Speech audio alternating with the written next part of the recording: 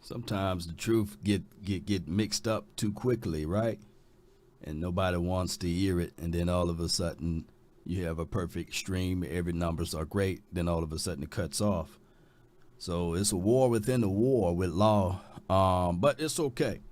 You know, maybe I should start talking about grass growing and paint and why it's so good to be watching paint dry or something like that, and maybe they don't touch me, you know. But it is what it is. Appreciate everybody for tuning in. Not going to be too mad about it. Just going to let y'all know that, you know, it's just how it is. It's how it is. Boy, I was about to go in. Let me know if you guys can hear me, see me, and understand what I'm saying now.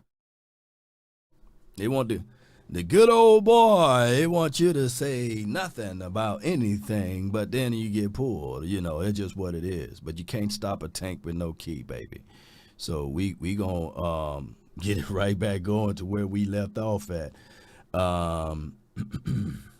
Let me know if everything's straight, though. Can y'all hear me? Can y'all, is the audio great? Yep. All right. And everybody's good. You got your libations going. All right. My thing is, for those who jumping in on this stream who didn't jump on the other stream, two things can be true. And like I said earlier, I'm not saying that CD Lamb and Dak were told not to execute. There's a line within a line of what I'm saying. But what I'm telling you guys, what Dez Bryant said, was the exact same thing that Terrell Owens said, Patrick Creighton said, Cole Beasley said, Martellus Bennett said. So old folks say this, man, not everybody's lying, right? So there got to be a truth somewhere within the mix, and 9 times out of 10 is dealing with money. Money answereth all things. It don't mess with some things. It answereth all things. And we are the only team, probably from what I know, that would tell a player, hey, let's stop targeting him. Let's stop utilizing him. Let's stop pushing him. And we are the only team that, here's my only thoughts with Mike McCarthy,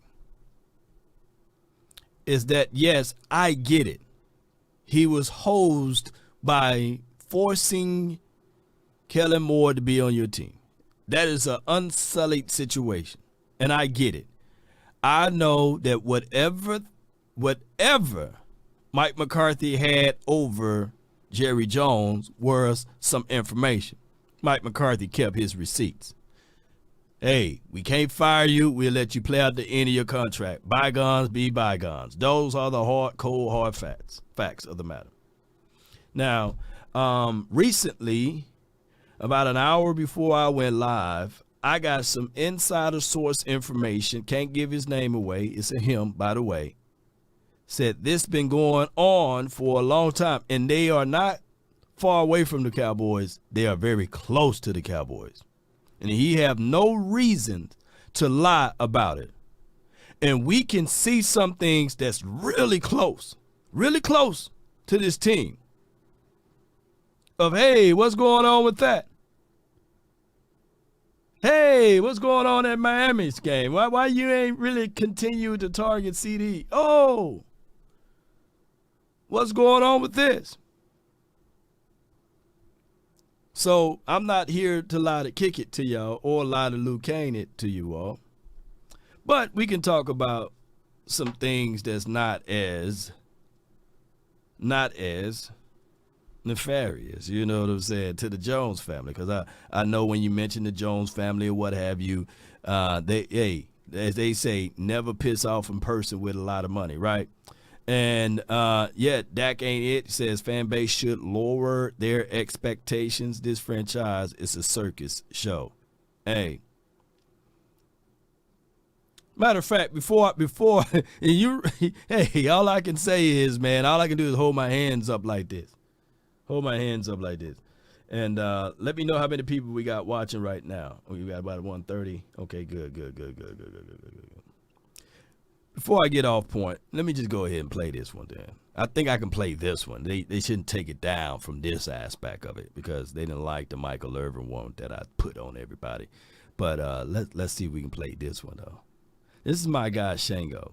And for those who don't know Shango, he is a unbelievable content creator. And he is the Godfather. I call him the Godfather, the Podfather, if you want to call him that. And he was right with everything that he said with his assessment, locked on and locked in with his piece right here. But one time. So you couldn't get prime Aaron Rodgers. Please remember what prime Aaron Rodgers is. Prime Aaron Rodgers is the best quarterback we ever seen. Don't give me no Peyton Manning. Don't give me no Tom Brady. Tom Brady was a part of a great machine over there. At fourth quarterback talent, prime Aaron Rodgers was him. One time. And we're supposed to get that with Dak, who's very good, but not prime Aaron Rodgers. Not even close. And he keeps his job. My prediction right here, 15-2, losing the divisional round. I'm saying it first. 15-2. Dak's gonna look better than ever next year in his second year of the Texas Coast offense. But in the playoffs, he'll look like a ghost because nothing is working. If he'll lose, it happened to Aaron Rodgers. All that happened in Green Bay and not Dallas, so they didn't obsess over every single year like they do with us. But it happened in Green Bay, and all the Green Bay fans know it.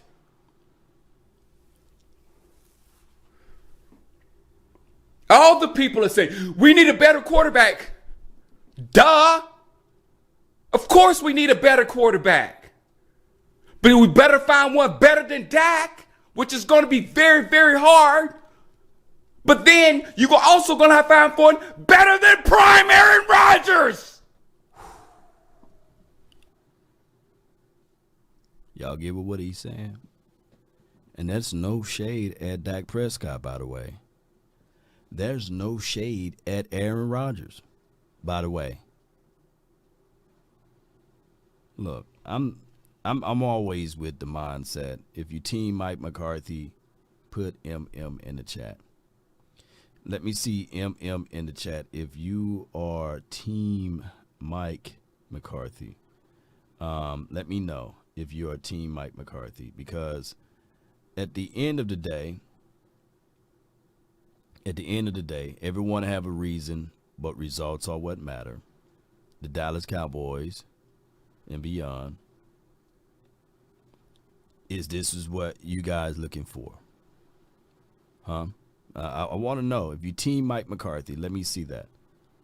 Okay? And then when we open up the phone lines, I need to know the reasons why, right? Because at the end of the day, if you can't properly plan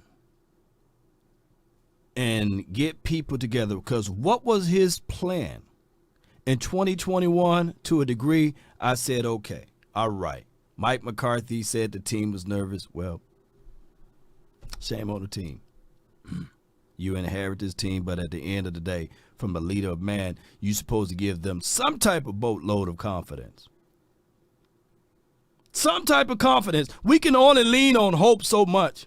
And you can have everybody, even from a spiritual connotation, for those who want to battle me with that.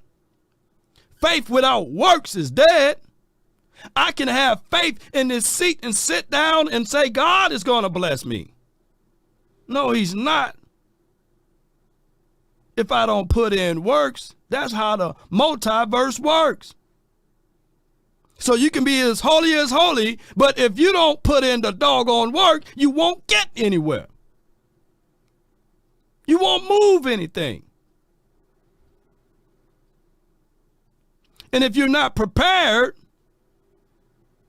you're going to have the same outcomes. And that's why you see so many people in the church house, broke, busted, and disgusted, living out hand to hand, not even falling into the category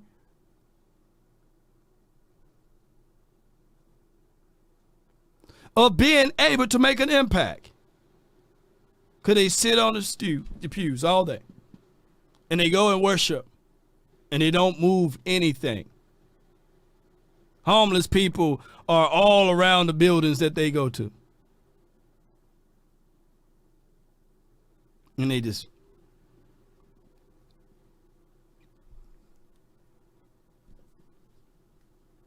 that's what the Jones family has instilled into a third of the Cowboy Nation. Oh man, hey man, we're just gonna hope and pray that everything's gonna get better.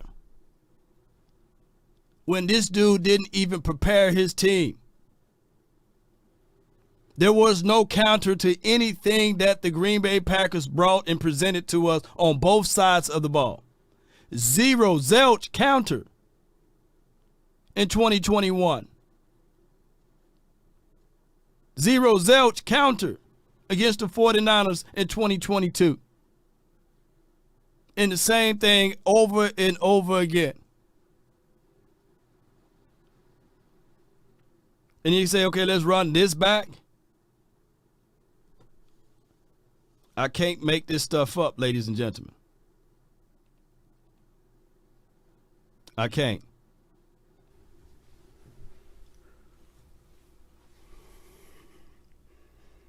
The Green Bay fans know this. They know this, and they're laughing. They've been through it. I got it right here. Hold on. I got it right here. Lost in the divisional, lost in the wild card, NFC wild card, lost in the NFC wild card, lost in the divisional, lost in the NFC championship, Super Bowl, lost in the divisional, lost in the wild card, lost in the divisional, lost in the wild card, lost in the divisional, lost in the NFC championship, lost in the wild card, lost in the divisional, lost in the wild card, lost in the divisional with prime Aaron Rodgers.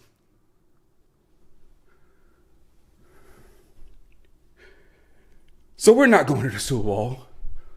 I don't care how good the regular season looks. Mike McCarthy is not capable. I just organically have unplugged from making videos about this team during the season, during the Mike McCarthy era. And I still want to be more active on YouTube, but I don't care about what's going on with this football team. That should ring huge to you, Jerry Jones.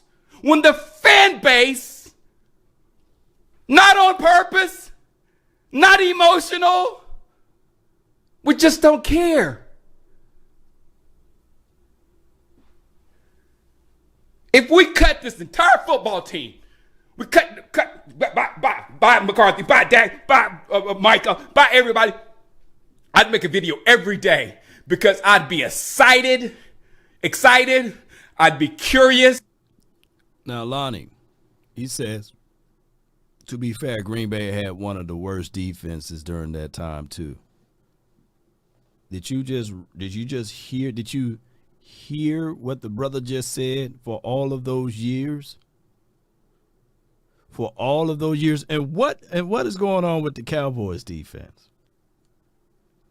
Are we going to continue to say, hey, to be fair, the Cowboys defense did allow 40 points this past game. So if we fix this defense up, then all of a sudden everything will work its way out. Now, yeah, we can go that way. Yeah, we can say those things. But everyone have a reason, and results are what matter. What is the problem with Mike McCarthy and the defense, right? What is the problem with Mike McCarthy and his resume? People fail to realize it's been, 14 years? 14 years since the great, the golden boy Aaron Rodgers won a Super Bowl, right? And he was one of the greatest, and he couldn't get him going there. So what we're going to say here is that, hey, that's okay, that's cool. What we're going to do here is we're going to recycle this, and we're going to bring Mike McCarthy back, and we're going to figure out things in his final year. Now, granted, well, may I be dipped in rolled in breadcrumbs. I would love for us to win the Super Bowl for the 2024 year.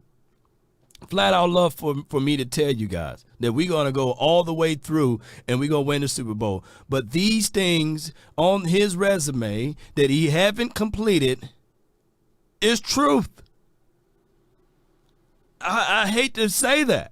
I hate to put that picture on Mike McCarthy. But those are facts. I cannot remove them. That he lost, he's a regular season hero type of coach. But when it's time for us to prepare, and when it's time for preparation, when it's time for us to lock in, somehow he don't know how to motivate. Unless what we would say here, okay, Mike, what we want you to do for the week, for the regular season, we want you to coach this team. And then for the postseason, we're going to bring in a whole different coach because something is going on. I don't know if it's a black cloud, you done walked under a few ladders, you bust the mirrors, you done hit a black cat. I don't know what it is.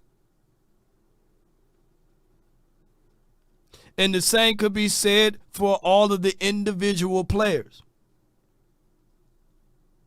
on this team.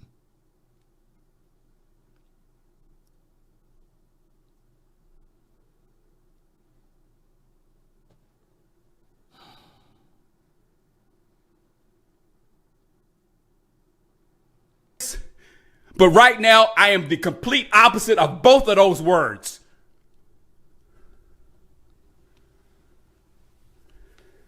I don't know what to tell you guys. And I ain't even got to my number one. Here's my number one reason. We're going to have a great regular season next year for sure. We're going to break some records. Then the scheme that took over from McCarthy's scheme, that scheme owns him. That friend group of LaFleur, Shanahan, McVay, they own him. So that's the reason I would let him go right now, because he can't get past those guys that own him. He's not in battles with those guys. Oh, we'll get him next time. No, they have made him look stupid.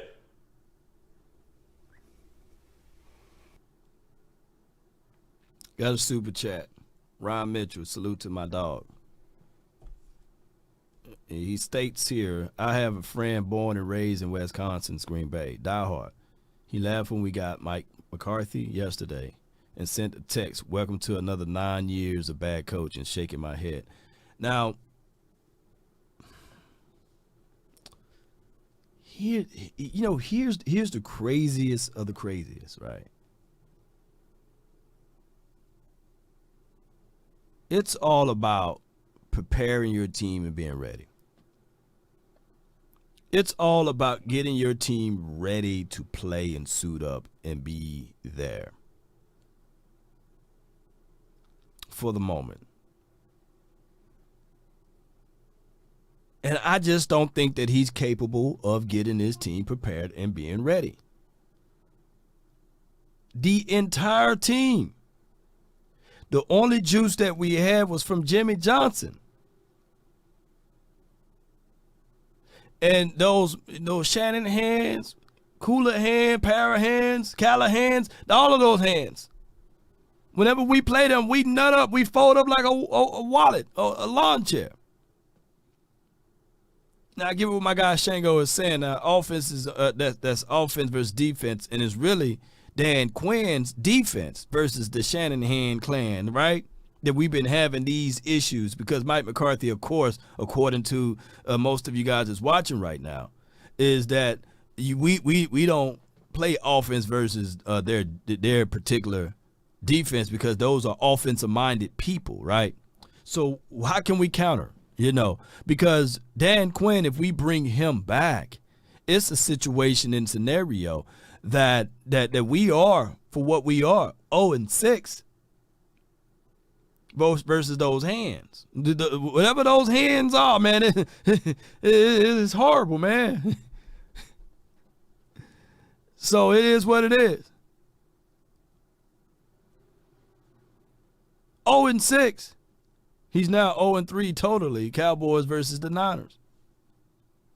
So I guess, from somebody, Jim Schwartz. Yeah, now that is a counter, because Jim Schwartz, I believe, is like 7-1 versus the Shanahan's and Cooleyhan's and Joe the Callahan's and all of them hands. Tree. That could be the counter. Shoot, just bring him over. Yeah. So, and it goes back to that, y'all. Let me play this right quick one more time.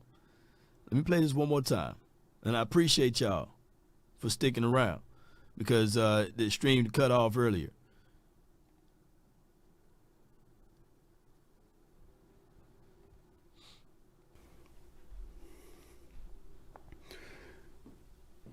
That's the reason why I would let him go.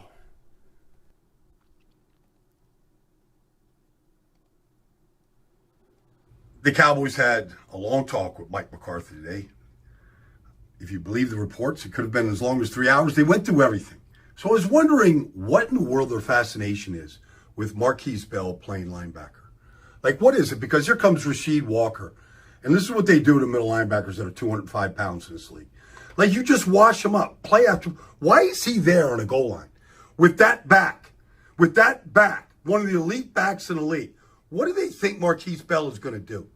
Like, how can they think, like, he's going to get exactly what he is? He's going to get mangled right there.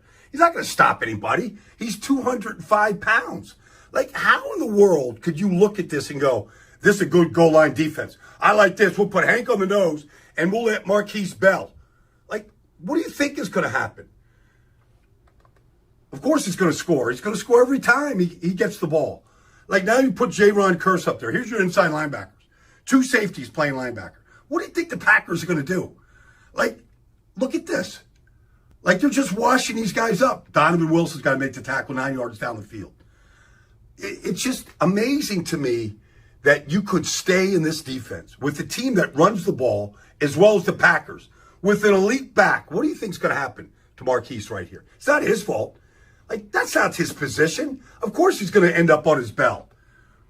You watch these play. Now their answer is, okay, we'll go blitz Micah in the A gap here, but we'll cover it right here. Like, this isn't, like, I don't know where he's going. And to be fair, a lot of people talk about the front, not getting contained and pressure. I think the front did relatively a good job. You see guys on the ground on the turf here. It's up to your linebackers to shoot and penetrate and to get to the runner once the LOS been established. Is that a middle linebacker? Like, you're just going to jump out of the hole, watch Curse. Like, all these guys are getting blocked and thumped. And there goes Aaron Jones. Yeah. Like, I just don't know how you could look at that and look at these pictures and videos and everything you have and go, this is a good defense to get a team that can run the ball as well as they do with the back that has run for more yards in the last month. Yeah, this is insane, y'all. And the Cowboys did lament that if, that's the operative word, if, Dan Quinn is not picked up by a team, then they will welcome him back. But, Mike McCarthy did say it's a process. So we'll find out from here whether or not, that will be the situation there. The Cowboys, and I know we use the word sabotage and things like that loosely here, but man, what else can you say? How else can you say and explain what happened in that playoff game? Like, I get it. If one unit is down, that's where you're supposed to have special team unit to make a play, defensive unit to make a play. If the defensive unit down, then dog it, your offense got to make a play. But not all 3 units goes down. Not all 3. That got to come from coaching. And then from coaching, it was as above, so below. As above, so below. fish rots from their head down. So when I played that video earlier, that they probably got everything kicked off, earlier. They got everything kicked off. Dez have no reason to lie. Mike McCarthy is the new Marty Schottenheimer, 14-2. Yeah, Jake the Great. And the craziest thing of it all, I think that the Chargers haven't had a 14-2 season or a type of season like that since then, right? Eastside Harold, you don't have to be a hooker. We good over here. We having family talk over here. None of us like the Texans like that. Salute, kudos, and credence to your Texans. But you being a hooker, that's okay. Go create a Texans page, bro. But that's weird of you to be over here saying let's go Texans. We already gave you your flowers. Your team is good. Now, y'all just got to take care of business this weekend. And salute to your team. But you don't have to be a hooker, bro. You don't have to be on the street corner. When something is good, it naturally will draw attention. That's weird energy, bro. That's real energy. It's feminine energy that you're presenting on this page. And that's a step down from beta energy. So that's not masculine energy, dog. So you're going to have to man up just a little bit, bro. I'm just telling you from what it is. It's weird behavior, dog. I thought I had better thoughts of you, bro. So that's just all I'm saying, That's very feminine, energy. You just got to man it up. You got to bring some alpha male energy here. And no offense to you, I don't know if you paint your fingernails or you sit down with your legs crossed or what have you, but that's very courteous of you, dog. I'm just being real, just being real with you, man. All right, let's do this. Let's do this. Because it's been a minute since I talked to Cowboy fans, right? 657 390-7391. Yeah. That's the hotline for your mind, and it's different because I'm working on a different platform, and this is crazy how everything I got to switch over because I thought it was Streamlabs, and now I'm working on a whole different platform. And it takes minutes and times to rebuild all of this. So it's going to take about a couple of weeks before I get used to or comfortable with this platform. Call my phone, hit my line. Only ones who down for line. Keep it super thorough my way on this side. Keep it but to be fair, it's a whole lot less glitchy than the other platform.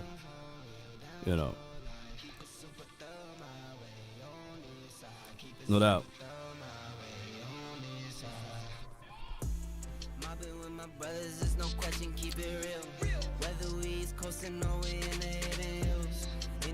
Straps of blue faces, not the pills.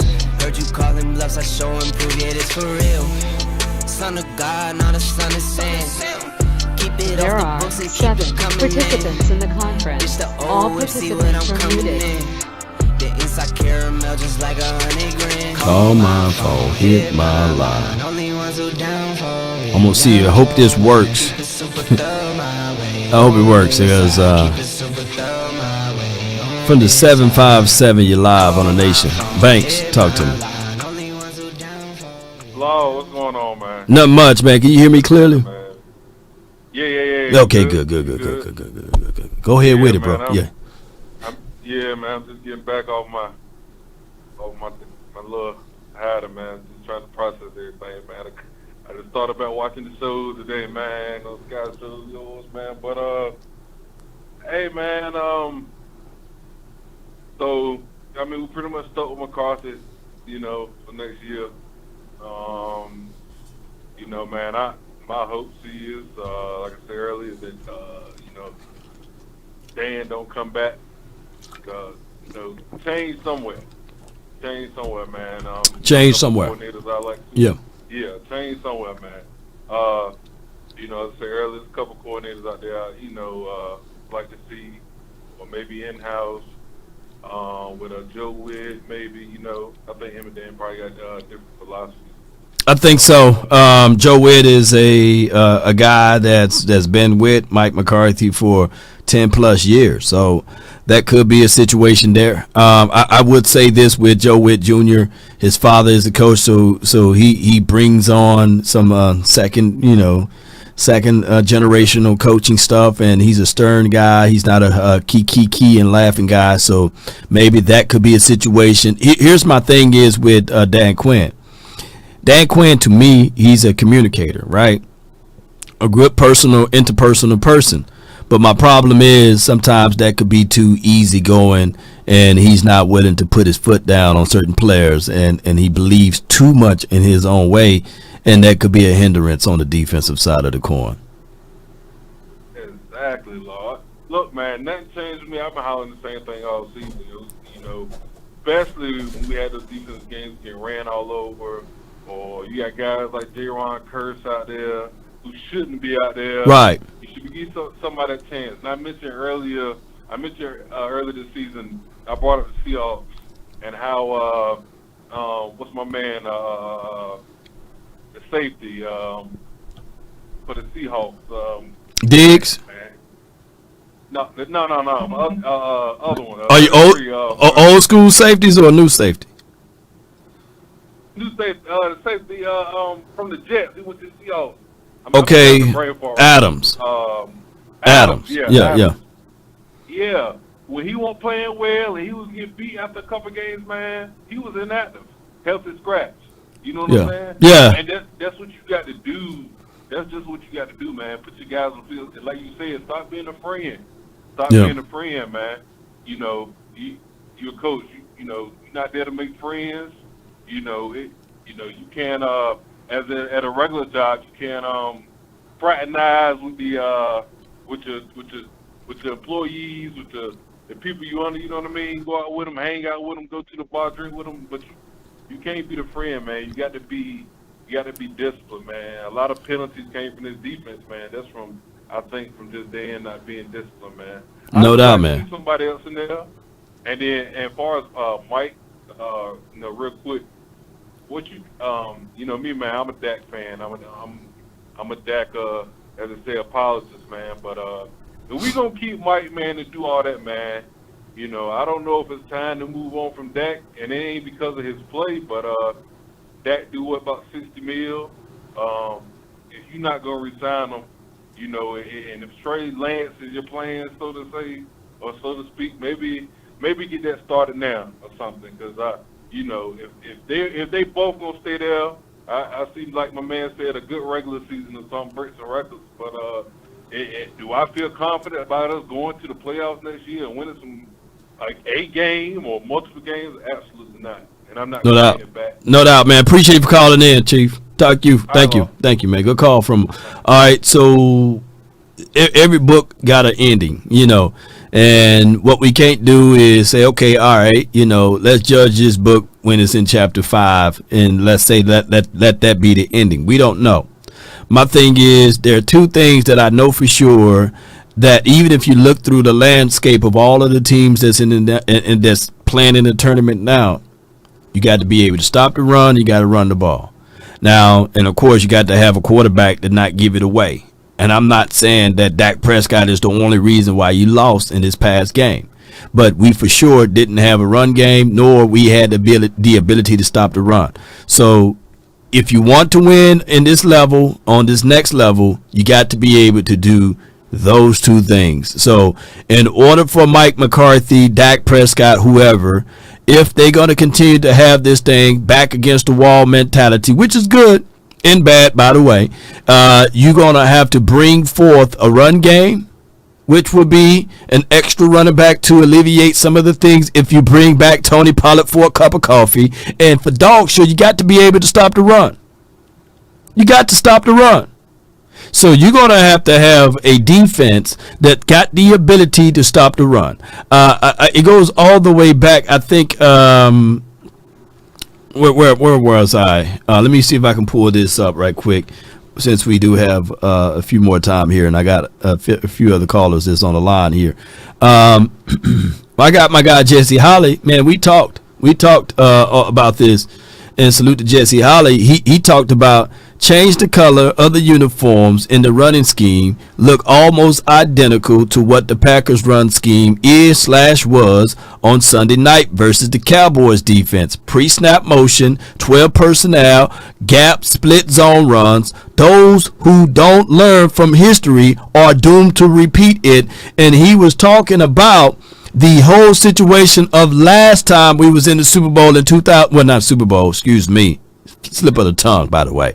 Last time we was in the playoff in 2018 with a whole different regime, whole different scheme and schematics, but we were not able to stop the run. So when I tell people about culture, it's a real thing, and people don't listen to me when we start talking about culture, meaning that you pick up and you stay tuned to the identity of the coaches. Normally that's what happened. This Cowboys team has adopted the identity of the owner because he is the one that established the culture. Jerry Jones. So that's why you can move pieces on the furniture on Titanic and you will still go down. You just moving stuff around on the deck. The Cowboys collectively has the same identity of the owner. So that's why you had Aaron Jones said, I'm going to run down here, we're going to punch them in the mouth, and they're going to fold up like wallets and lawn chairs.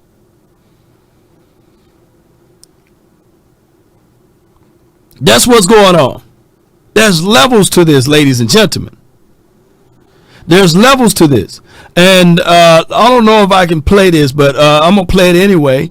And this is a moot point because he is now in the Ring of Honor. But that was by the fact that we kind of made the voices be known. But let's see if we can play this right quick. That there are 500 coaches who could have won the Super Bowl with our team. It was clearly said out of spite. Have you ever forgiven Jerry for that? Will you ever forgive Jerry for saying that? Joe, that hurt. It hurt. Because maybe there were 20 coaches that could have won the Super Bowl with that team. But I felt like I was a big part of putting that team together. And we were the youngest team in the league and won the Super Bowl. So that was going to be a good team for a long time. And for him to say that, that cut pretty deep. When you decided to leave, you said this about Jerry Jones. He didn't respect success. He didn't understand the job I did. His ego got in the way. How did Jerry fail to respect the success, and what did he not understand about the job you did? Taking a team that hadn't had a winning season in 3 years, taking a team that was last in the league, going from 1-15 to winning back-to-back Super Bowls. I was very, very proud of what we accomplished. And for him not to respect that hurt me. And I don't know that I'll ever get over that hurt. It's just a shame that this is what made Jimmy Johnson leave the Dallas Cowboys. No doubt, no doubt. So respect is a two-way street.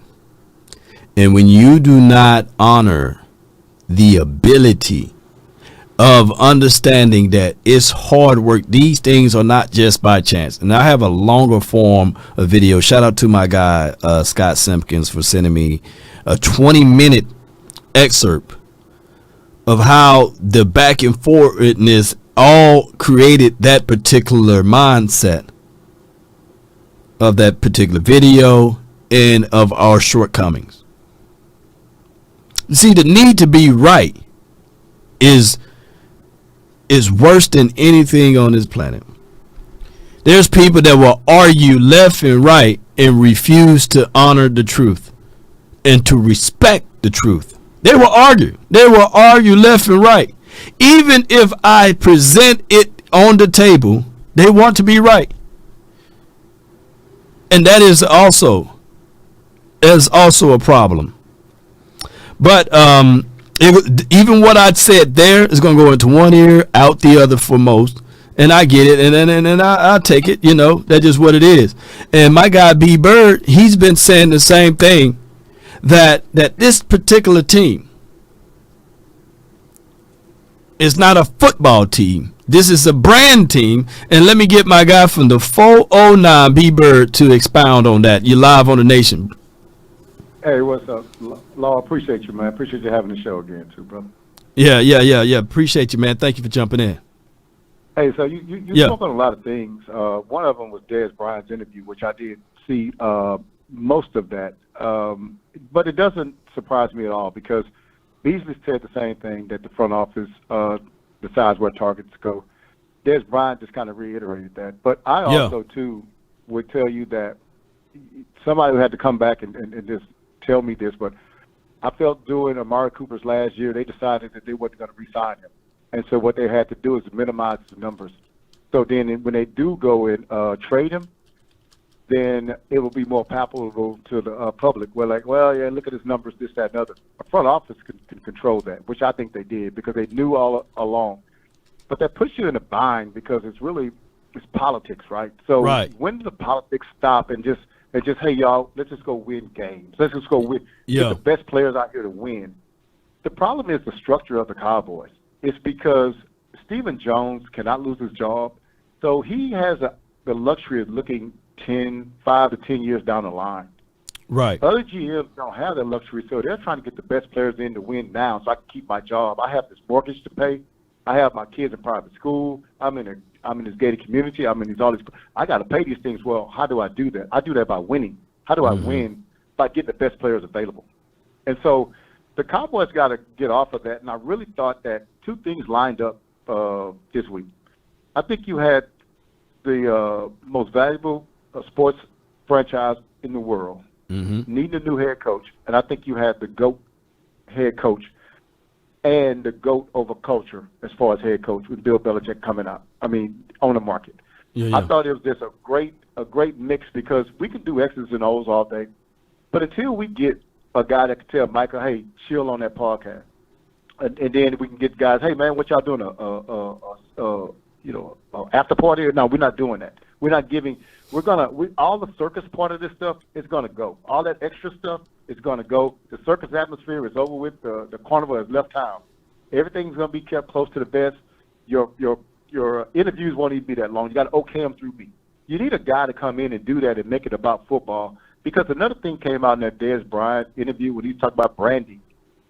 The Cowboys are too busy worried about branding and capitalizing on being a Cowboy to whereas they can't even focus on football. And I'll tell you this. Somebody in Carolina would have to – a player in Carolina would have to, make the Pro Bowl, maybe go to the Super Bowl to get the same accolades that a backup special teamer like Sam Williams, the same kind of clout that he got. Right. So other teams have to actually earn their way into it, which is the way it's supposed to be. But the Cowboys players do it the Kardashian way, right? No talent, just go and get it, right? Just by exposure, just by getting your name out there, just by being associated with it. And so it's almost you need a culture change here, man. I thought that we had a great opportunity. We had the guy out there. But here's the problem. The people that are in charge don't want the culture to change. No. They like being Jerry Jones and Steve Jones like being comfortable more than they like winning. I remember when Parcells left, and you probably remember this too. You'll never remember this. And Jerry said, I don't have to walk on eggshells anymore. Because Parcells was making me walk on eggshells. I couldn't just do what I want. The guy just wants to play with the team, man. And that's just what it is. One more thing, man, is that I heard all the players talk about how much they love McCarthy. But love ain't making you perform well. Fear needs to make you do that. Some people say you can't have that fear again. Well, you can't coach like you used to back when Jimmy was there. But what you can do is sit a Sam Williams when he's making dumb plays, dumb penalties. What you can do is, this is going to be a merit-based system. So if a guy's playing better than you, he's going to play over you. That's how it is. It's week to week in New England when Bill Parcells is Bill Belichick. Bill Belichick, you could be starting one week, and you could be on the bench the next week if somebody's playing better behind you. It's merit-based. what that does is keep everybody hungry, keep everybody on their toes, keep everybody striving. People not making dumb penalties, jumping off sides because they know there's no repercussion to it. And so I just think that they really missed out on having an opportunity, man, to pick somebody that can come in here, change this thing around, because what it is, I think we have the talent. Now, we do need new linebackers. We do need to get some more people here. But I think we have a talent that if you get a culture change, a culture shock, you could change this roster around and then you can go into the playoffs with somebody. I think Dak needs to look on the sideline and see somebody that's been there before, that knows the answers to the defense's questions. I think when he looks over there, he look at a guy that's just as scared as him, that's just as confused as him. And I think that that's what happens, and then the whole thing just kind of goes downhill from there, man. So look here, I know you got other people on, man. I just want to call and just say those couple of things, man, and just continue. I'm gonna continue listening, man. Thanks for giving us this platform, man, to get these ideas out there, because somebody's listening to you, Lord. I think you know it. You know, guys, people listen to you, and so these things. People think that our voice doesn't matter, but like Boss says, I think it does matter. I think that if we put these things in the atmosphere, you never know if 105 picks it up. You never know if DallasCowboys.com picks it up and starts saying it. So we just got to put these things out there, man. I think I just think we just got to, like, I'm not too excited about next year. So I'll be like Big Game was, like, hey, man, they got to show me. So I'll be watching, but my excitement level won't get there until we start winning some playoff games to get to that NFC Championship game. Hey, I appreciate you giving me the time, man, and I'll continue to listen. No doubt, man. That's B Bird, y'all. Ryan Mitchell, man, if you can do me a favor, or Jay Versick, I know one of y'all, there's an excerpt that I'm looking from Nick Wright. He was giving some good stuff, man, on that show, and he broke down the reason why the Cowboys should have went with Bill Belichick. And I can't find that clip. If y'all can, man, shoot that clip over to the DMs, or if anybody that's watching, shoot that clip over to the DM on my Twitter page or X app, and I want to play that to the audience, man. Here's the truth, I get it. My guy Darius, he was 1,000,000% right, and Darius, I haven't forgot about you, dog. We're gonna shoot you that 150 cash app in a few. This particular team, the way we look at it, the way we need to expound upon the small things, if we don't do those things, we'll forever be a stick in the mud. We'll forever be that team that can't get that stick out of the mud. And the reason why I say the small things is we move so slowly that now all of a sudden the ideal of bringing Derrick Henry on, everybody's excited about it. Now he's a year older, right? A whole different season. When I banged on the table and said, hell, let's bring him on this year, basically, everybody said, he's old, broke, busted, and disgusted. He won't be able to do X, Y, and Z things. And I get it. People want to make the complete comparisons of Derrick Henry versus Tony Pollard, and you might as well keep Tony Pollard, blah blah blah. And I'm sitting there like, nah. And y'all will fight me for saying those things, right? Some of y'all, not everybody. But now all of a sudden Derrick Henry will be a nice commodity here, right? It's going to be just like the Brandon Cooks situation. We could have used Brandon Cooks last year, but we bring him on a whole year later, right? Just like I had a video of Stephon Gilmore coming to Dallas before, about 4 or 5 years ago. I did a whole video. Matter of fact, his people reached out to me and said, I appreciate you for doing that video. That video is still up on my YouTube page. I did a video of saying in 2018 on why the Honey Badger, when he was open and available to come to Dallas, and the 105 at the time, they had been in skin, they beat that whole idea down. and said this dude had 2 bad knees. Hands on your knees, hands on your knees. Bad knees. That he's trash, blah, blah, blah. And then he responded to those people and said, even with 2 bad knees, I'm better than any DB on your team. And he was right. He ended up going to Kansas City Chiefs, I believe, that year. Ended up getting him a ring or what have you. But they shot that idea down. Last year, I was banging on the table for Roquan Smith. All we had to give up was a 3rd and 4th round draft pick. And I was listening to so many people saying how valuable the 3rd and 4th round draft pick is for the Cowboys. Let me know what the 3rd and 4th round draft pick was. How valuable that was. Like who's our 3rd round draft pick this year? What did he do? Oh, I know it was Overshown, right? He was hurt. But and there's no shade at Overshown. No shade at Overshown.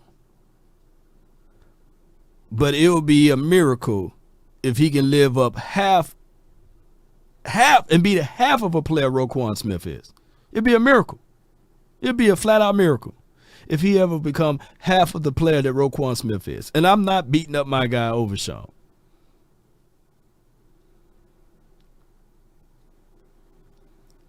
So what I'm saying here, ladies and gentlemen, we move, but we move so slow. We move so slow, and when you don't have that sense of urgency, it tends to bite you. And you know what? And shout out to you, Smoke One for you, man. Appreciate you too. Yep. I can't find that Nick Wright video, but I got the next caller on. His name is Brandon. You're live on the Nation from the 815. Talk to me. Lau, can you hear me? Yeah, I can hear you. I want to say something real quick. That caller that just called in, B-Bird, I think that's what you said his name was. B-Bird. Yeah, man, he was spot on. I want to talk about some people that's complicit in that though. Lau does a great job. I appreciate you. He does a great, spectacular job. And in the off season, he does these videos about players that we should draft. When we let go of Amari Cooper, Law Nation Sports put out videos of Dak Prescott working out with Jalen Tolbert, saying, "Oh, we didn't need Jay. We good without Amari Cooper." I only say that to say we buy into this politic narrative. That's the one. To me, that's starting to be the culture of the Dallas Cowboys. May I interject because now you know I'm team Amari Cooper, right? You know I was on the forefront. I don't deny that, Law. Right. I was about to say because you know the way you painted that one. You know what I'm saying? I wanted to point out you made it an emphasis to say that Prescott wanted Jalen Tolbert. Did you not? Yeah. I'm not putting. That's all I'm saying. Okay. No, I don't want us to have reason in this history. And may I interject one more time? Go ahead. Now I was the person that also said that it doesn't matter what he said that he wanted because he's not in the scouting room. They should leave that to the scouting personnel. Now, if it was a veteran player, that's a whole nother story. But keep going. Law, that's not even. I have no pushback. I don't even want to push back on that right now. Go ahead. But all I'm saying, we're starting to be politicians, Law. I also want to bring up this. I have to ask you this question, Law. Break it down. I truly do. I have to ask you this. I know you don't want me to beat a dead horse, so I won't do it. Go ahead, man. But I have to ask you this. If Dak Prescott is asking for $60 million a year, are you re-signing him? Yes or no is a great answer for me. Not at this moment, no. I wouldn't sign him for Okay. $60 million right now. I wouldn't do that. Unfortunately. Go ahead. But I will give you this. I am comfortable re-signing Dak at about 35. No, he ain't gonna do 35 though. He ain't gonna do 35. Well, are you willing to let him walk? That's why I wanted to get to. Are you willing to let him walk? Willing to let him walk?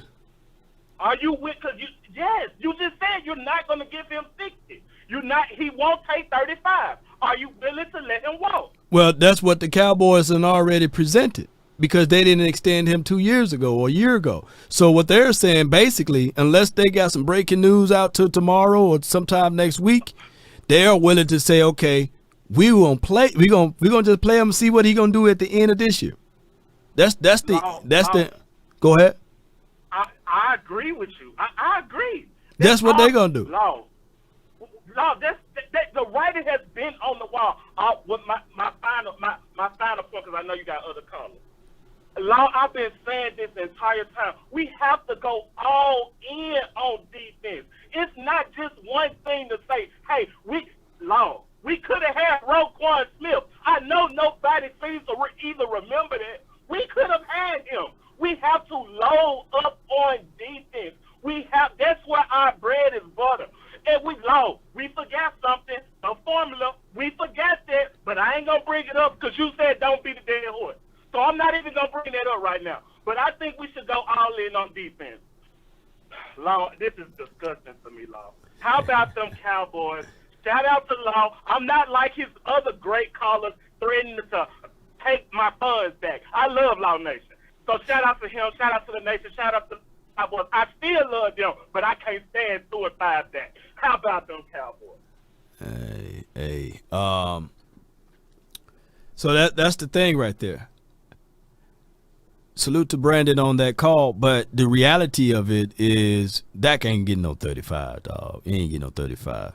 And whatever Daniel Jones got, he's going to get way north of what he got, right?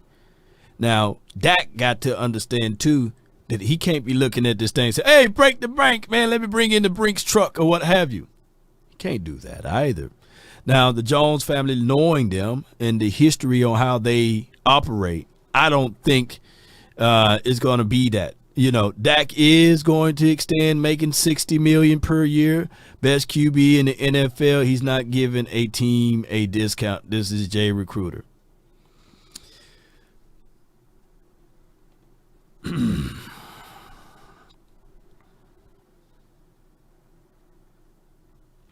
This is not me beating up Dak Prescott.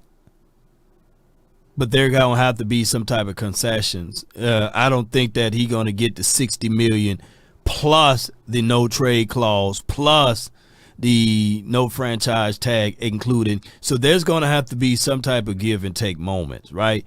If it's 60, we're gonna have to look at the voidable years, and then we have to look at the cap rate on how everything is gonna be down the line and these sorts of things. I'm quite sure that they can wait until after Oxnard or wait right until the end of whatever deadline it may be to extend Dak Prescott. That's normally how the Jones family operate. We can look back into that. They are not hasting to travel to sign anyone. Remember, deadlines make deals. So it will be a deal, in my opinion, at the last hour. Now, I get it. A lot of people mad and angry and upset at me for my opinion of this matter. But that's just what it is.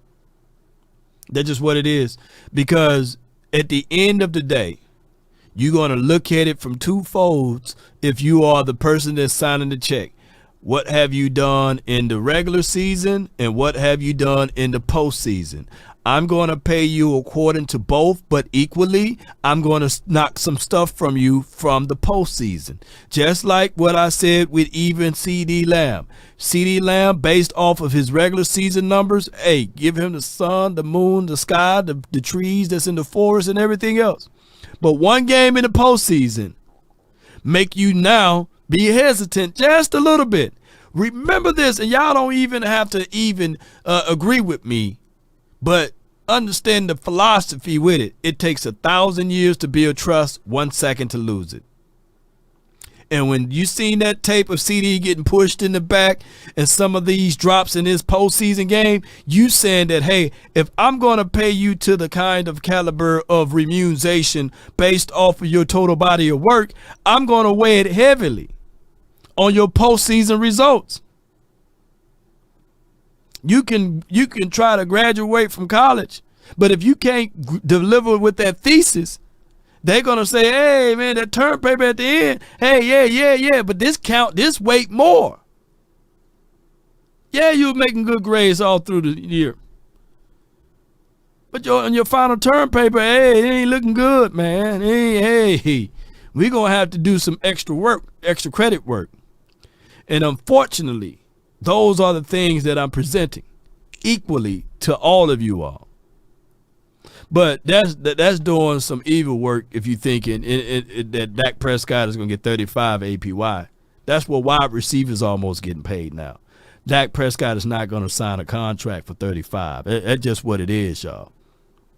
Yeah. So, yeah, Chris Davis, he said Lamb folded. And you have a whole different perception of Lamb right now, based off of one game. Yeah. So unfortunately, man, perception is reality, y'all, and the perceived value went down. I got the 951. You're live on the Nation. Talk to me. What's up, Law? Not much, man. Talk to me. All right. So, I'm just as frustrated, confused, sad, mad as I think I am with. I think I can speak for Cowboy Nation in regards to that. But so in my personal opinion, like I said, right now I think we're all confused. So everybody could be right and everybody could be wrong, or like you say, there's two things that are right. But after Dak Prescott, I'm still sticking with Dak, but I think Dak has to become a game manager, and I don't think that's bad. Dak is not a game manager to me. Dak is one of the best quarterbacks in the league. Right. It's arguable. You can argue with me on that, whatever. But here's the problem though. People have dirtied the word game manager up to the point that they think that's disrespectful, right? But there are more game managers with Super Bowls than there are the game changer type of quarterback, right? And when we start talking about the Trent Diffords, all the way back to Terry Bradshaw days, right? And we go all the way to Troy Aikman. We go to Eli Manning, Brad Johnson, even Ben Roethlisberger, his first two Super Bowls, he was managing the game. Russell Wilson, Nicholas Foles. So there's more game managers with the Super Bowl than there are the elite quarterback that can make every throw from the ball. And John Elway, his two Super Bowls, he game managed those Super Bowls, bro. So many people would be on the fence of saying that their star-studded quarterback is a game manager. And I go all the way back to this before I let you go on your other point here, that even Troy Aikman, as much of a leader he's been for our Cowboys, right? Think about this. To this day, Emmitt Smith still holds the playoff record for 19 touchdowns. Could you think that Dak Prescott could have used some of those touchdowns this past week? Come on, but keep going. So, like you said it out of my mouth. The only one that's won a Super Bowl in the last couple of years is not a game manager is Patrick Mahomes because he's different breed. But I think hey, I'm sorry, Jalen Hurts to me is a game manager. So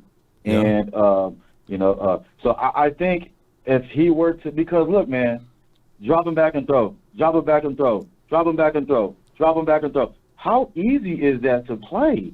Yeah. And it's looking like, teams are dropping 6 again. Teams are dropping 7. When look, I'm frustrated, man.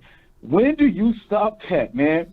You know, we should have stuck to the West Coast offense. Where's the wheel out to Tony Pollard? Where's the screen to Deuce Vaughn? Where's the screen to Kavante Turpin? Where? I mean, CD Dak. Like, and another thing, Dak Prescott is so disciplined. I'm a high school football coach, so that you want your players to just shut up, listen, and go with the system. Shut up, hey, go with the system, go. Dak Prescott is that type of player where he is disciplined, and he's going to listen and do the job. But just like Dez, sometimes he had to break his route. Just like Amari Cooper, that last game in San Francisco last year, you had T.Y. Hilton down the middle. Sometimes you got to go against that. Yeah. You know what I'm saying? Like my wife, she supports me. You know, she's a Cowboys fan because of me. She'll tell me, why didn't Dak throw it to him? Right. Ooh. You know, and these are the things that I just like. Everybody sees it, but I'm like, bro, you got to hit that guy right down the middle, wide open. Got to, man. This was our last chance of getting Harbaugh. This was our last chance of getting Belichick. This is our last chance of getting those guys. We won't ever have that opportunity again. You won't, man. And not with this particular team and what we got going. Yeah. And yeah, my last point, and this is why I, like you said, you're a diehard. I'm not going to be excited. Like, I always look at the schedule for next season. Oh, the first game of the season, me and my son, we get pizza. Hey, the first game of the season, let's go. You know, I can't. I would love the Cowboys until I'm 6 feet under. I don't care if we go 0-17 for the rest of my lifetime. I'm just a Cowboys fan, and I can't change that. Okay. Right. We can't. But it's just after the Green Bay game, I had people texting me that I did not even know were Green Bay Packer fans. I go to the gas station after the game. There's a lady. I live in California. I live about 40 minutes outside of LA in the city. There's a lady right in front of me. What are the chances of that? Green Bay earrings on, Green Bay hair tie, Green Bay socks, Green Bay jersey, and I'm like, I feel like we're the only team that what will go wrong. What will go wrong will go wrong. There's no, we don't put up no fight, man. Like, it's frustrating. But I will tell you, you make a world of difference in terms of you know, whether we win, lose, or draw. With me and my son. My son's 16, man. So you know, you become a household name in my house. My daughter's 11. She be like, Dad, log on. I appreciate what you do, man. But we gotta go with Mike McCarthy. Hey, I guess we gotta go with him, man. You know, that's what it is. It is what it is, man. But you know, hey, what's the worst if we clean house? You know, this is my last point. One more minute. What's the worst if we clean house? It's painful at the end of the season either way. You know, what would have been more painful, losing here in the first round or losing in the Super Bowl? We would have lost in the Super Will the same way. We would have lost in the NFC Championship the same way. Man, and something got to happen. Something got to give, bro. Man, I'm gonna let you go, man. To respect to the other callers out there, man. Hey, if you want to lock me in under, I call and then I try to do those live videos, man. I'm Puerto Rican Jeremy. I'm from Southern California. I've been supporting, man, for you for like 4 years, bro. Once again, thank you, man. And hey, man, let's go Cowboys. No doubt, man. Puerto Rico J, man. Appreciate you, man. Good call from him. Culture, bro. The culture is the culture, and we established the identity of the owner, and once that's just what it is. 53 brand, and I'm just getting it from all directions here. Howard says Dak will be the highest paid. Dak scored 10 points on the drive before the half. In the drive after the half, down 17, the defense couldn't get a stop. Dak scored 22 after that. Dak ain't going nowhere. Look, that's not even up for debate right there. Far as the way the negotiation is going to go, you 1,000,000% right with that. Yeah, I can't argue that. I refuse to argue that thought track right there. Let me see if I can pull it up over here. Bear with me. Let me see if I can pull that up. Come on with it. Boom. One of these. Boom. There we go. Robert, yeah, I cannot argue with your thought track with that, because those are the results. And chat talk, I'm assuming right here. Boom. Wonder if I can just do it like that. Boom. All right, good. Y'all bear with me. There we go. All right. There's nothing that we can look at and say, okay, those are not the facts right there. But if I'm negotiating, I'm going to say, okay, what is his playoff record? He's 2-5. And if I'm the opposing player on the contract, I'm sitting here like, hey, I get it. He had all of these godly numbers, but I need for him to present the results on the back end. And the Cowboys, to me, they may end up giving him the highest paid contract.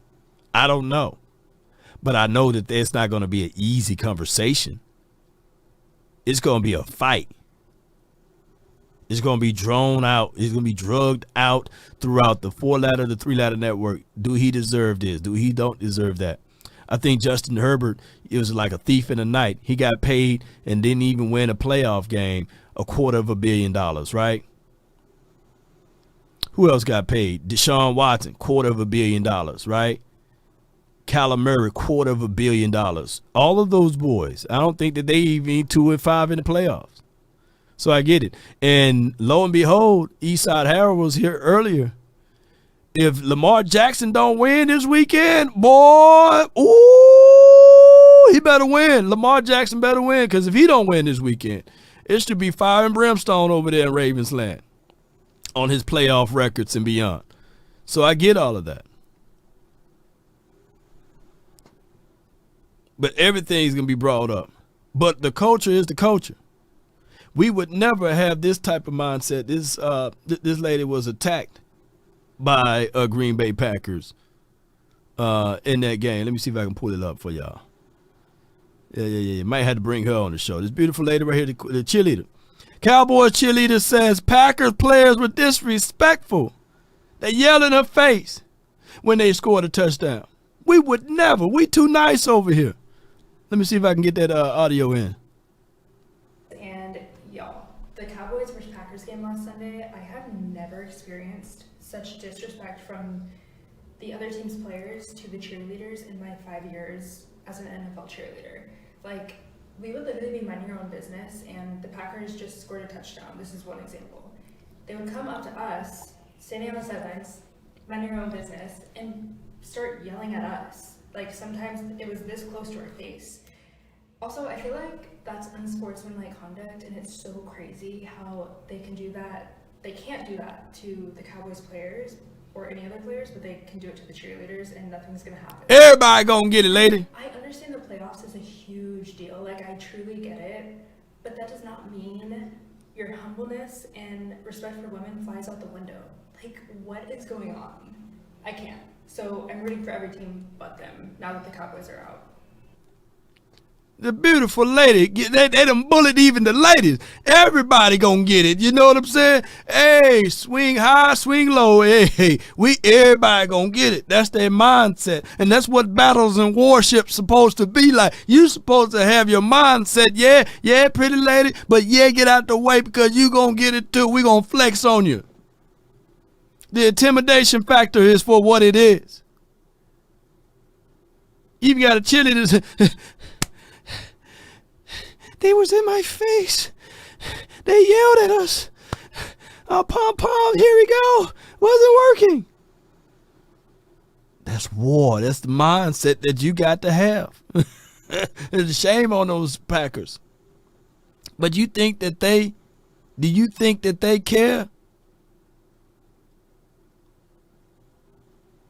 think that they care? Shoot. This is a brutal sport. let me tell you something. If we really had the heart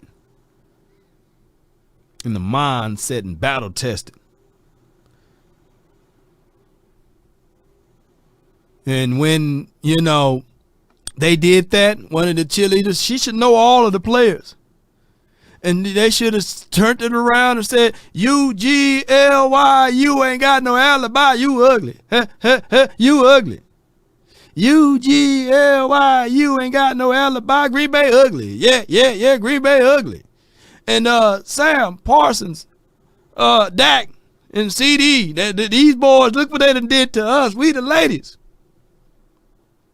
And then we supposed to go down there and drive the ball down their throats and then get in front of their cheerleaders and flex it.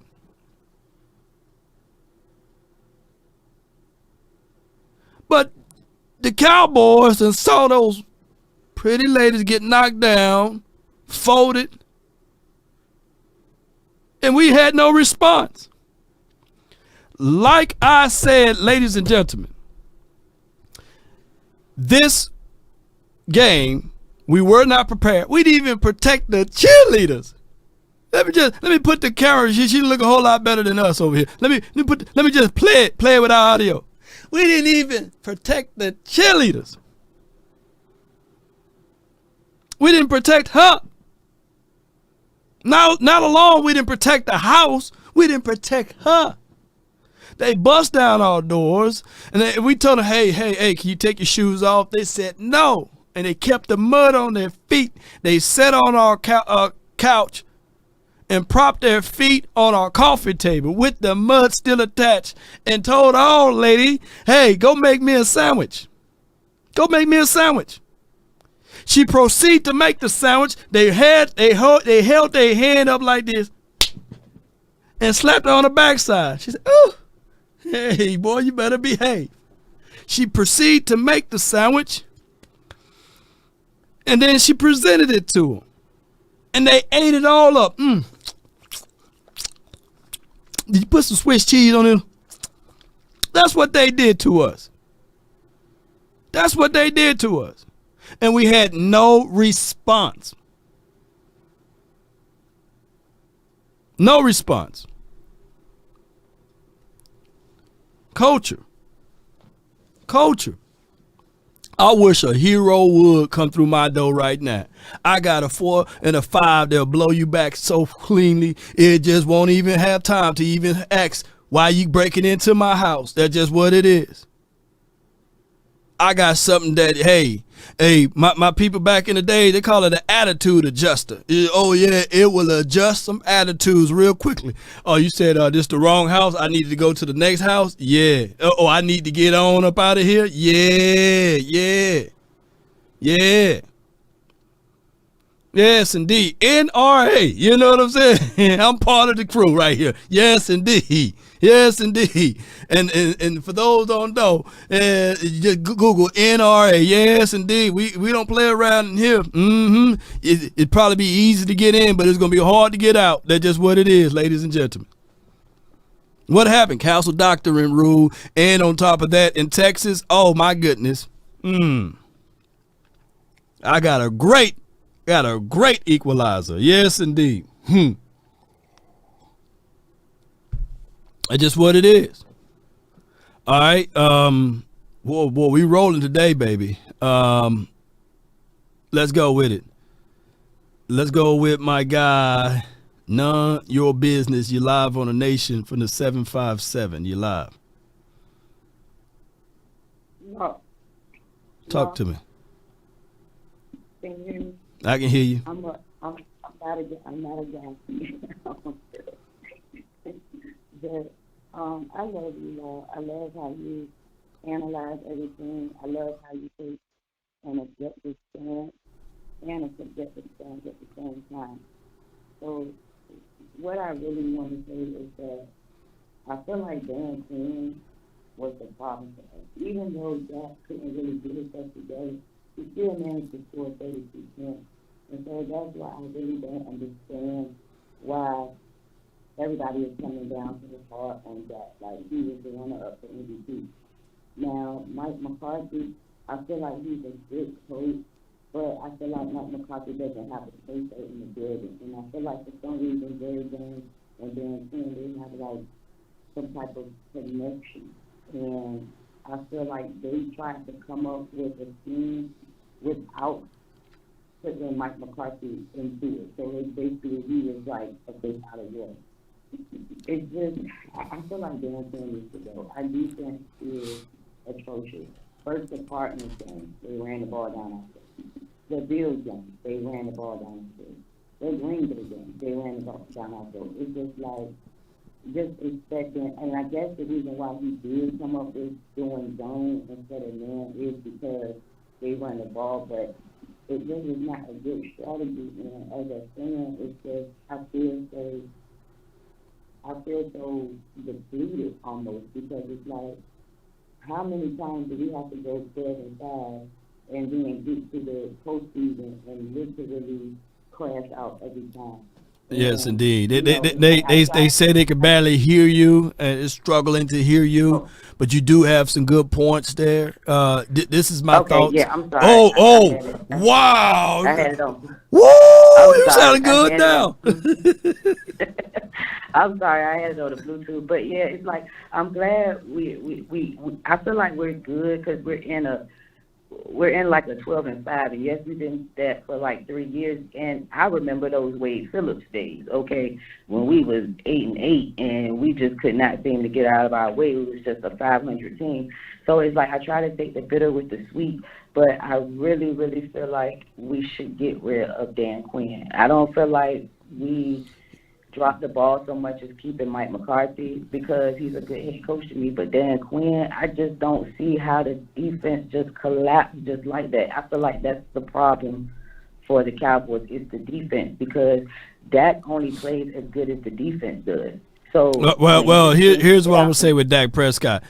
Look, we're gonna have to stop the run, and then we're gonna have to give Dak Prescott a running game. I truly believe that you can win with Dak Prescott, but you got to establish those things. Now, will the Jones family do that? We haven't seen them make those adjustments. Just like see what happened about 5 seconds ago.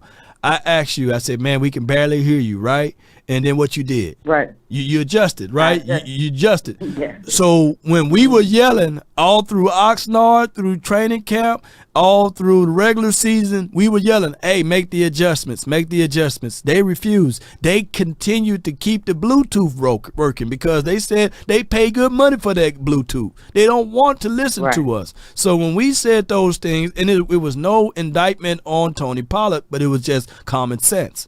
Common sense says that, hey, this dude was coming off of an injury. Let's pair him up with someone. We can see that he giving us a little spark here and there, but let's not be the end-all, be-all. And on top of that, with the defensive side of the coin, all we were saying that, yeah, the defense looked pretty good, but we getting gashed in the middle of the field, and we can't stop the run from that, and that's the weakness part of that part is the linebackers, and they refuse to make the adjustments. Yeah, because I feel like that's all that needs. Like, I feel like we can win with that. I just feel like he needs pieces. He needs pieces around him. I mean, he can't. He needs to be a game changer, but right now he can't even see that in himself. So let's assist. Let's help him. Like, let's get him a good running back, a hard-hitting running back. Like, at this point, I don't even know why we traded Zeke. I don't even know why we got rid of Zeke, because Zeke would have got them scoring yards, and Tony Pollard would have followed up, and then we could have threw Dotto in there too. It's like, where is Deuce Vaughn? It's like, where are all the key people? And then I just feel like even when Diggs went down, that was like, it really changed the course of the defense for us, because Diggs is the captain. So if he's not on the field, then, you know, and I'm sick of Michael Parsons. Let me just say that. I want to go and unplug and pull out all the cords in his room, take his mic, because how are you the week before praising Green Bay, and then when we play them, you play like that? It's like, what? Like, are you even here for the team, or are you here for the podcast? It's like, I just feel like that should be, and even if we do re-sign him or give him money, we need to tell him a part of your contract is you cannot talk. It's no podcasting. going on during the season. It's like I just feel like everybody just gave up so bad, and it's like this was one of the one times where I actually felt like crying when we lost, because I just felt like, how dare they, just get us all riled up just to come at the end. I feel like Dan Quinn threw the game. I'm sorry. I'm just gonna say it. I feel like Dan Quinn threw the game because he wanted to be the head coach, and I just feel like at the end of the day, Jerry Jones really I just feel like we need to get rid of Dan Quinn. Is there any other defensive coaches out there that are available and that can take his spot? Because any person who doesn't adjust after second half the way we was getting our ass kicked, that's just somebody that just does not need to. They don't need a coach. Like, no they don't way. need a coach. Ooh, I appreciate you for calling in. Oh my goodness, you fire with that call, lady. Ooh, thank you so much from the 757. Ooh.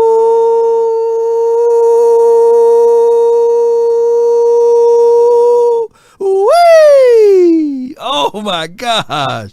She put that ooh wee butter on there, man. Oh my goodness, man. Hey. She just calling how she see it. And I'm all team for these young fellas to get their bag. I never been in front of a situation that I would tell anybody not to get their bag, right? I told people that, every player's a Ryan Shazier hit away, and for those who don't know, just look up Ryan Shazier, played for the Steelers or what have you, and he lost his entire career. So if you're about getting your bag, but there's priorities with this, and what's good for the goose, good for the gander, So when Parsons do that podcast stuff, hey, he's creating that public enemy number one stance by himself. Because even when I pull up this right here from earlier today, it's like that's unwarranted attention. Unwarranted stuff right here, man. Let me see if I can zoom this in. He says, Skip Bayless says, I can't wait to hear Michael Parsons' podcast tomorrow. That's what he does best. And then Parsons, you just a hating SS MFer who mad I ain't want, to do your show. So basically, this is unwarranted attention to me, because at the end of the day, you got legacies and greatness that you could be working on instead of going back and forth with Skip Bayless. You giving Skip Bayless his energy. Skip Bayless is 95 years old, man. Skip Bayless been doing this all his life. All he gonna do is flip it. If you can keep your head when all about you are losing theirs, blaming it on you, if you can trust yourself when all men doubt you, if you can make allowance for their doubting too, if you can wait and not be tired by waiting, or lied about, don't deal with lies, or hate it and yet give way to hating, and yet don't look too good nor talk too wise. If you can think and not make thoughts your aim, if you can meet with triumph and disaster and treat those two imposters just the same, if you can bear to hear the truth you said, spoken by knaves to make a trap for fools, or watch the things you gave your whole life for broken and stooped and build back up again with worn out tools. Parsons. That is the name of the game.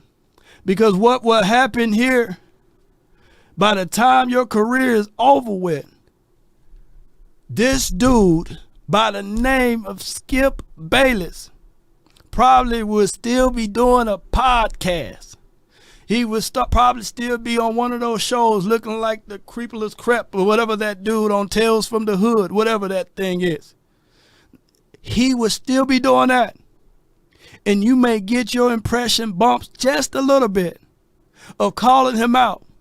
But you will be on the show with him. Law, do you have any truth to that? think of Richard Sherman? Is he on that show? Yeah. You know, did he call out Skip Bayless? Yeah. That's what Skip Bayless do. And no offense to you, Michael Parsons, but at the Crip Creeper, Tales from the Crip, yeah, Tales from the Hood. Did I say Tales from the Hood? Yeah.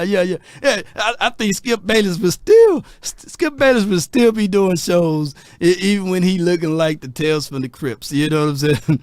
But here's my truth with this though.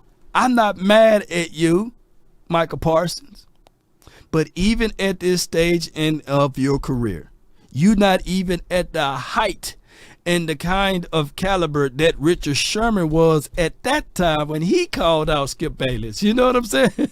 I think Richard already had a ring or something like that at that time and already had multiple appearances in the Super Bowl. So what I'm saying is that, hey, you can play football, focus in on that, and then once all of that is said and done, you can podcast until you Jerry Jones age, man. You can be 130 years old, man, and you can talk about this stuff and talk about who gonna win the playoff games, etc. But what we as fans are, to a degree, we sitting there saying, hey, man, hey, there's nothing wrong with jumping on the show 5-10 minutes here and there, but you got a full-fledged podcast. Everybody, mama, uncle, cousin is going to be split with your thoughts, and they're going to either love you or they going to hate you. That's just the bottom line of it. You know, some people right now, I can't stand Law Nation, man. He trash, man. He suck, you know. He can't talk right. He's country, you know. But then there's other people, man, I love Law Nation, man. I love them, you know. So all I can say is, Parsons, reach out to the ones that give you love. Don't give energy to the ones that give you hate. Jump on Skywalker's show in the morning. Jump on Law Nation's show. Jump on Botch. Jump on Boss Cowboys Sports Show. Jump on Mark Holmes' show. Your daddy jumped on that show. You jump on that show. Help the little man. You know, come on, man. Don't give way to Skip Bayless. Come on, man. That's just what it is, y'all. I can't make this stuff up. I can't make this stuff up. But you're going to have to make a decision, a choice. Either you can do this the easy way or the hard way. The choice is yours. But at the end of the day, I got that from Boondocks. And y'all don't want to know that episode. Yeah. You having an unnatural allegiance to losers is not like you. Yeah, so don't help that man out. And if anything, Skip Bayless don't need no help, man. Come on, man.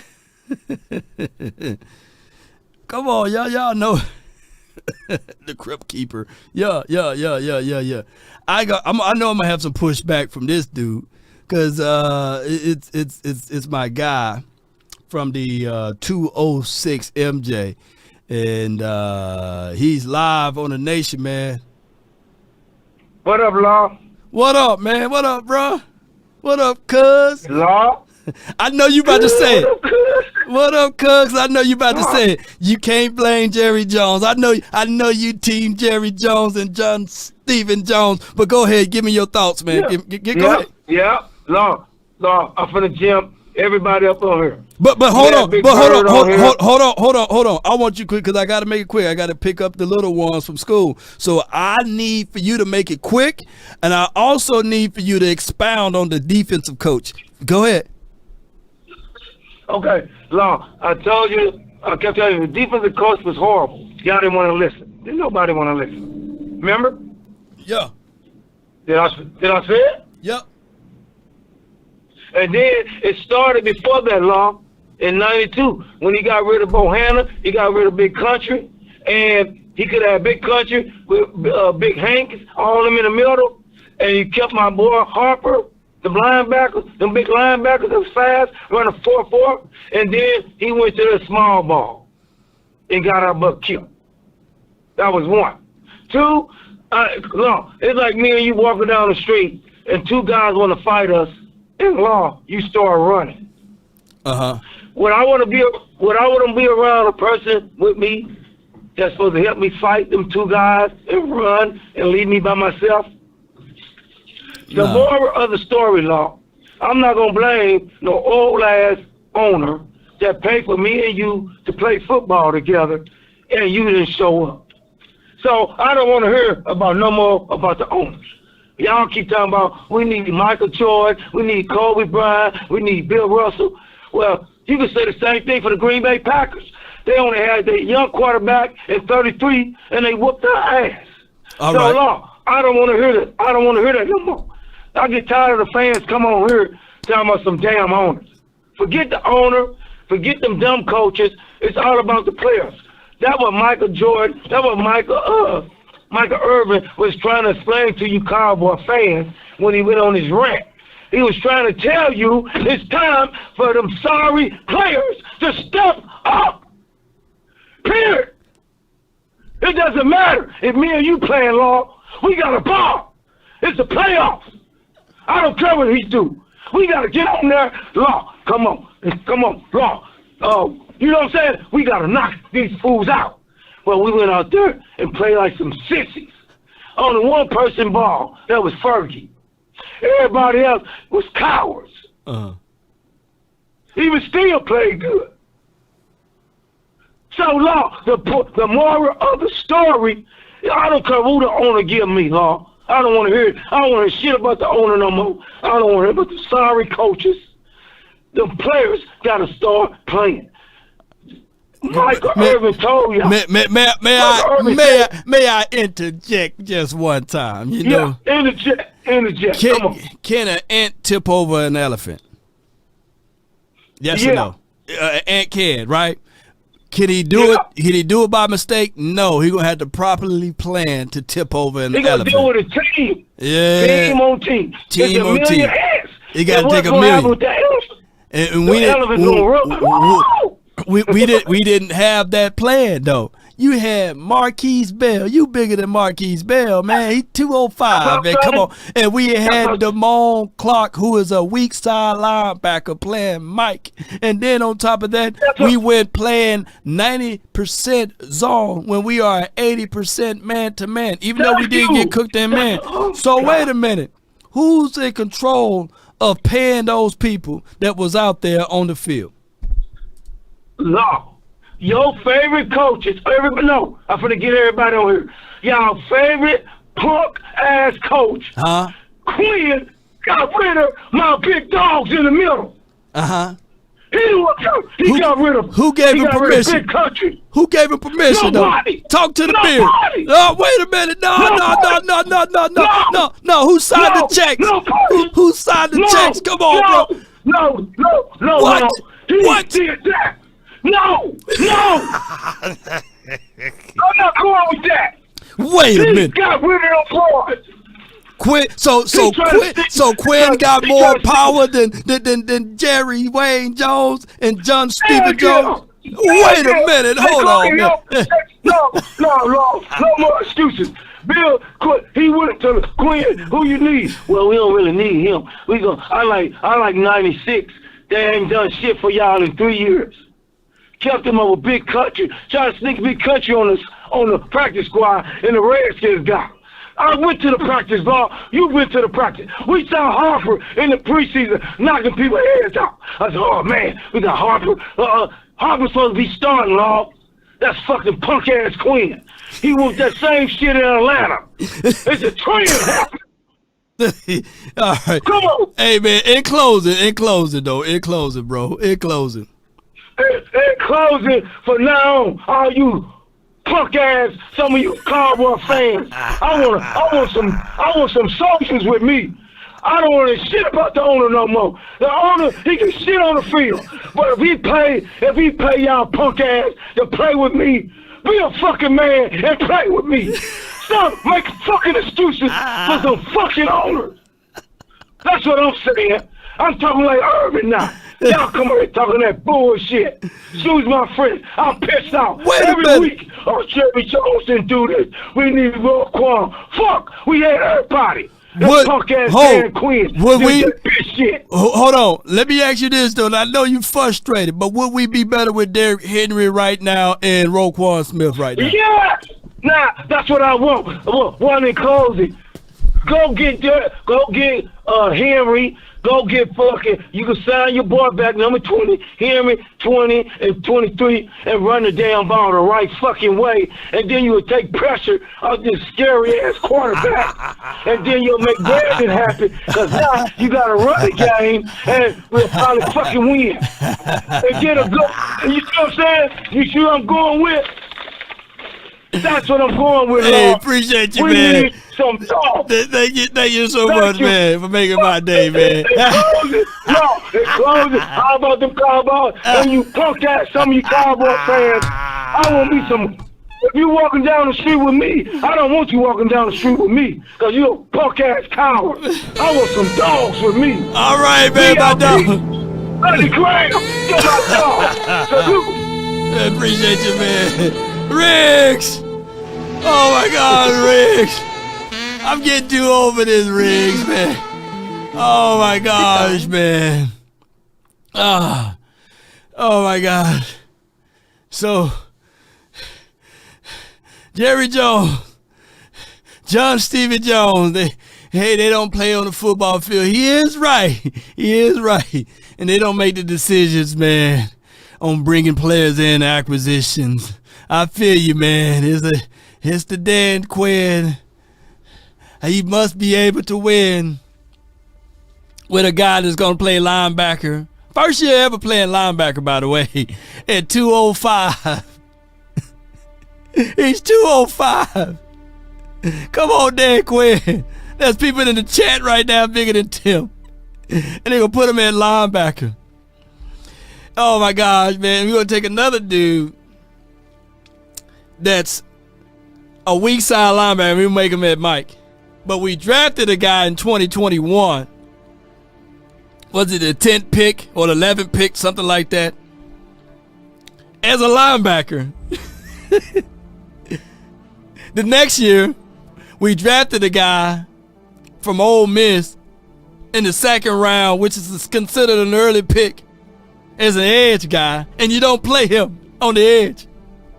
You put him on the bench, and you don't even play the guy named Dante Fowler, but you play Dorrance Armstrong, and you refuse to put anybody at linebacker. I can't make this stuff up, and it's supposed to work. It's supposed to work. Look, we drafted a guy in the second round and put 86 on his back, and his name is Schoonmaker. And we had issues because we got rid of Ezekiel Elliott, who's supposed to be our power back, right? We got rid of him because we didn't want to pay him, and I get all of that. I understand all of that. But man, we went into the season with a guy coming off of injury to be our running back. We went into the season, a guy coming off of an injury to be our starting right tackle, and we had no plan of action. But somehow, the front office didn't have anything to do with that. Oh, man. Oh, my goodness, man. Boy, it's an evil world we live in. At least with the second pick of the draft last year, we could have at least solidified a running back. What did A-Chain do this year? Y'all let me know. Was he there available? I seen it even Keaton Mitchell for the Ravens. They drafted him in the later rounds. He did something. How many games did Deuce Vaughn been a healthy scratch? But the storyline was very successful. Sensationalism was great.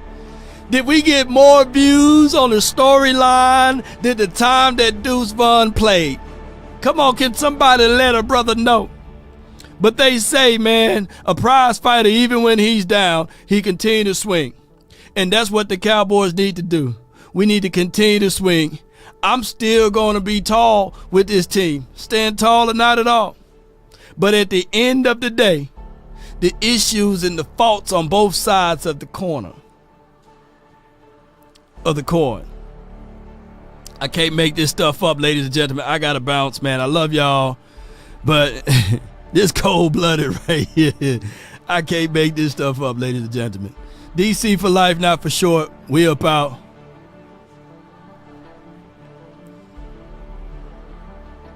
Remember, a third of us was following this team before he bought this team now. So we can't run. I refuse to move out of my house because of the neighbor. No. It's Riggs, baby. From the womb to the tomb. I ain't folding up. I ain't scared of y'all. Salute.